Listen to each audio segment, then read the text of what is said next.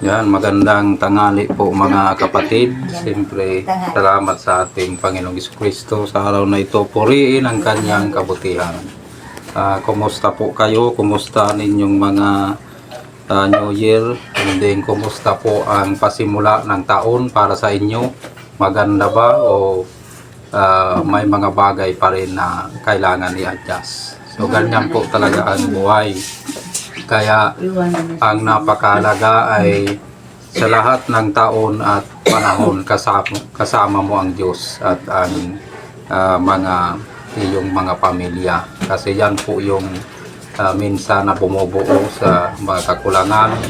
Ang kakulangan ng bawat pamilya, bawat kapatid ay pinupunuan din ng bawat isa. Yan. So hindi tayo kumpleto eh. Kaya yung pamilya at pagmamahal, yun yung nagpupuno. At pag-unawa sa kapwa, yan po yung mga itinuro ng Diyos para sa atin. So anong silbi niya kung hindi natin gagamitin at hindi natin pakikinabangan?